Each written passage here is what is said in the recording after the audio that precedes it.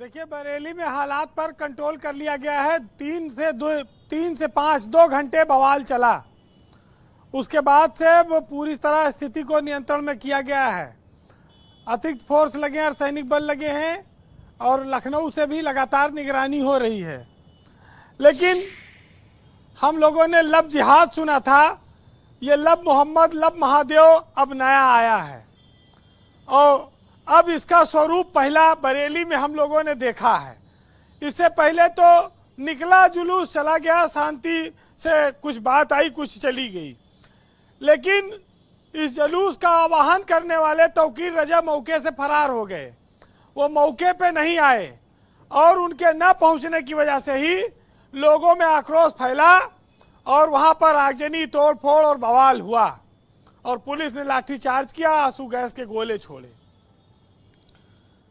सबसे बड़ी बात यह है कि हमारे समाज में जितने धर्म ग्रंथ हैं, जितने धर्म गुरु हैं, सब यही शिक्षा देते हैं कि ईश्वर अल्लाह भगवान सब प्रेम करना ही सिखाते हैं। लेकिन वो प्रेम के साथ साथ ये भी सिखाते हैं कि मुझसे प्रेम करने से पहले इंसानों से प्रेम करना सीखो।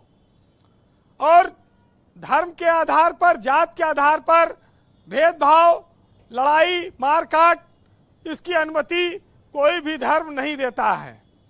लेकिन लोग ईश्वर का इस्तेमाल अपने निजी फायदे, सियासत चमकाने, भावनाएं भड़काने के लिए करने लगे हैं।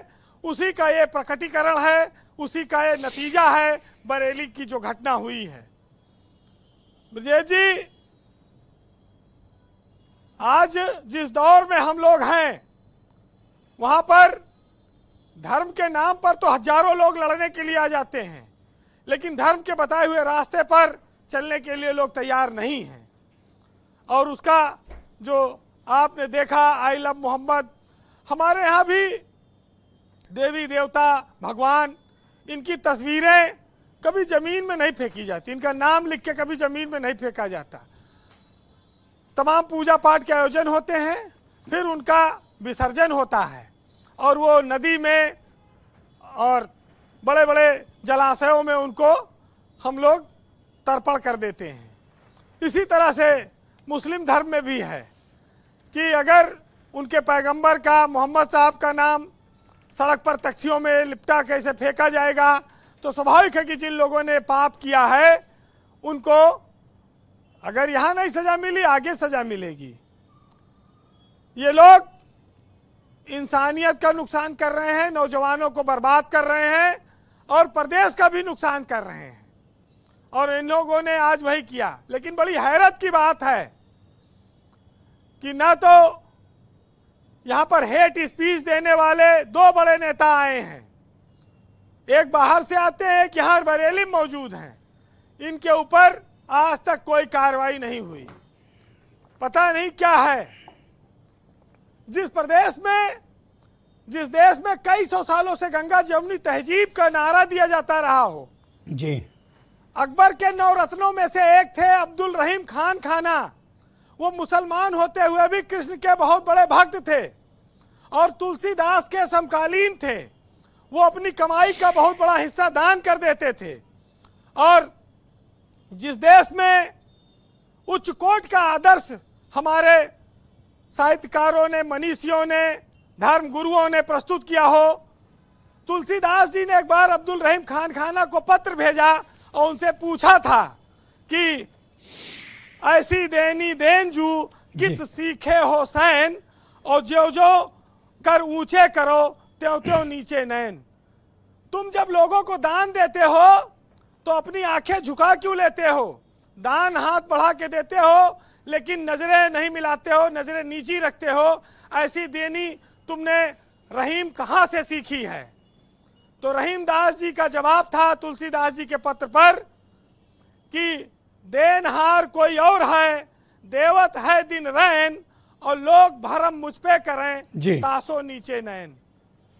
कि देने वाला कोई और है, वो दिन रात मेरे पास भेजता है, मैं लोगों को नहीं देता हूँ। लोग ये समझते हैं कि मैं दे रहा हूँ, इसीलिए मेरे नैन नीचे हैं कि मैं उन्हें नहीं दे रहा हूँ, मैं उनसे नजर नहीं मिला सकता दान देते समय भी।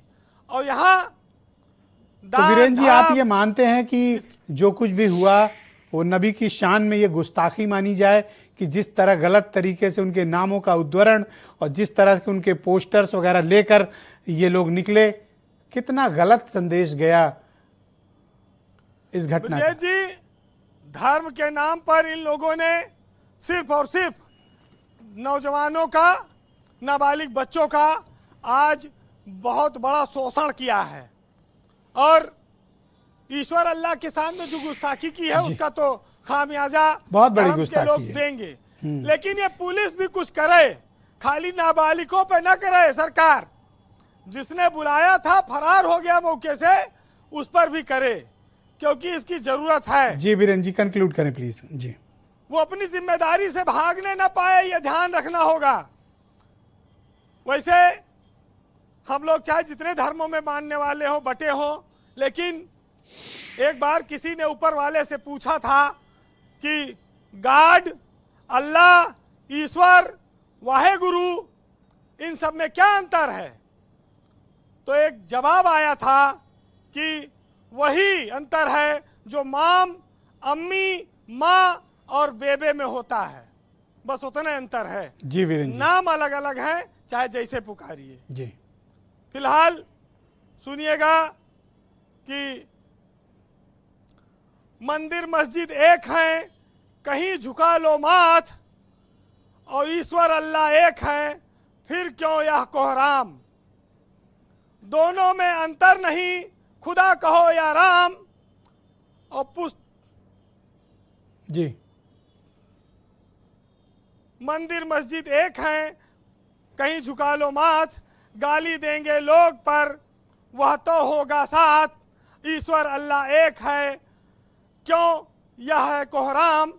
और दोनों में अंतर नहीं, चाहे खुदा कहो या राम। बहुत शुक्रिया वीरेंद्र जी, इनसाइट इंफॉर्मेशन के लिए आपका बहुत बहुत शुक्रिया, बहुत धन्यवाद।